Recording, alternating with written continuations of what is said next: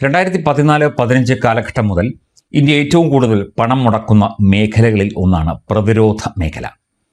പ്രതിരോധ വികസനത്തിന് യാതൊരു തരത്തിലുള്ള വിട്ടുവീഴ്ചയും കൂടാതെ അന്യ രാജ്യങ്ങളിൽ നിന്ന് പ്രതിരോധ സംവിധാനങ്ങളും അതുപോലെ പ്രതിരോധ ഗവേഷണ നടപടികളും അല്ലെങ്കിൽ ഗവേഷണ രീതികളും ഒക്കെ തന്നെ സ്വായത്തമാക്കിക്കൊണ്ട് ശരിക്കും പ്രതിരോധം എന്നാൽ എന്താണ് എന്നത്, അതായത് ലോകത്തെ ഏറ്റവും വലിയ പ്രതിരോധ ശക്തിയായി മാറാനുള്ള ശ്രമത്തിൻ്റെ ഭാഗമായി കഴിഞ്ഞ 10-12 കൊല്ലമായി ഇന്ത്യ ഇങ്ങനെ അതിന് തയ്യാറെടുത്തുകൊണ്ടിരിക്കുകയാണ്. അതിൻ്റെ ഭാഗമായി പ്രതിരോധ രംഗത്ത് വലിയ ചുവടുവയ്പ്പുകൾ DRDO, ISRO പോലുള്ള സംവിധാനങ്ങളുമായി ചേർന്ന് പ്രതിരോധ ഗവേഷണ രംഗത്തടക്കം വലിയ മാറ്റങ്ങളാണ് ഇന്ത്യ വരുത്തിക്കൊണ്ടിരിക്കുന്നത്. ഏറ്റവും അത്യാധുനിക മിസൈലുകൾ, ഏറ്റവും പുതിയ ഡ്രോൺ സംവിധാനങ്ങൾ, അതുപോലെ തന്നെ ഏറ്റവും പുതിയ യന്ത്രത്തോക്കുകൾ, ടാങ്ക് സിസ്റ്റങ്ങൾ, അതുപോലെ അന്യരാജ്യങ്ങളിൽ മാൽഡിവ്സ് ഉൾപ്പെടെയുള്ള രാജ്യങ്ങളിലുള്ള സൈനിക വ്യൂഹങ്ങൾ, അതിർത്തി പ്രദേശങ്ങളിൽ പ്രത്യേകിച്ചും ഇന്ത്യ ചൈന അതിർത്തിയിൽ, ഇന്ത്യ പാകിസ്ഥാൻ അതിർത്തിയിലൊക്കെ നടത്തുന്ന സൈനിക വിന്യാസങ്ങൾ, സൈനിക പ്രതിരോധ രംഗത്തെ ഏറ്റവും അത്യാധുനികമായ ഗവേഷണ സംവിധാനങ്ങളൊക്കെ തന്നെ ഇന്ത്യ ആവിഷ്കരിച്ചു കൊണ്ടിരിക്കുകയാണ്.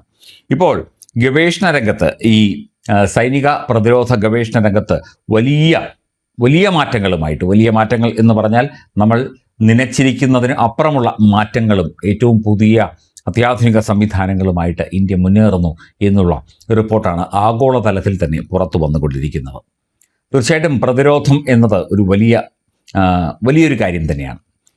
ഇന്ത്യ പോലുള്ള ഒരു രാജ്യത്തെ സംബന്ധിച്ച് പ്രതിരോധ രംഗത്തെ വൻ ശക്തിയായി മാറുക എന്നത് ഒഴിവാക്കാനാവാത്ത ഒരു നടപടി കൂടിയാണ്. അതിനുള്ള ശ്രമങ്ങൾ കഴിഞ്ഞ ഏതാനും വർഷങ്ങളായി ഇന്ത്യ നടത്തിക്കൊണ്ടിരിക്കുന്നു. വൻ ശക്തിയായി ഉയർന്ന ഇന്ത്യ രാജ്യത്തിൻ്റെ പ്രതിരോധ ഉൽപ്പാദനം എക്കാലത്തെയും ഉയർന്ന റെക്കോർഡിൽ എത്തിയിരിക്കുന്നു എന്ന കണക്കുകൾ രേഖപ്പെടുത്തുന്നു.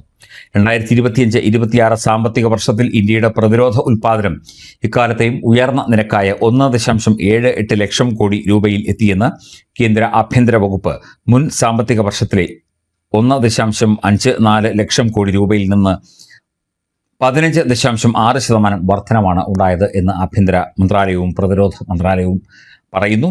കണക്കുകൾ രേഖപ്പെടുത്തിക്കൊണ്ട് 2020-21 രേഖപ്പെടുത്തിയ 84,633 കോടി രൂപയിൽ നിന്ന് ഇരട്ടിയിലധികം വർധനവും രേഖപ്പെടുത്തിയതായിട്ടാണ് ഇപ്പോൾ കേന്ദ്ര സർക്കാരിൻ്റെ വിവിധ മന്ത്രാലയങ്ങൾ ഈ ഒരു കണക്കുകൾ അവതരിപ്പിക്കുന്നത്. കഴിഞ്ഞ ദശകത്തിൽ തദ്ദേശീയ പ്രതിരോധ ഉൽപ്പാദനം ഏകദേശം 4 ഇരട്ടിയായിട്ടാണ് വർദ്ധിച്ചത്. 13-14 43,746 കോടിയിൽ നിന്ന് നിലവിലെ റെക്കോർഡ് നിലയിലേക്ക് ഉയരുകയായിരുന്നു. ആത്മനിർഭർ ഭാരത് പദ്ധതിയാണ് ഇതിന് കാരണമായത് എന്ന് കേന്ദ്ര സർക്കാർ വിവിധ കണക്കുകൾ ഉന്നയിച്ചുകൊണ്ട് ചൂണ്ടിക്കാട്ടുന്നു.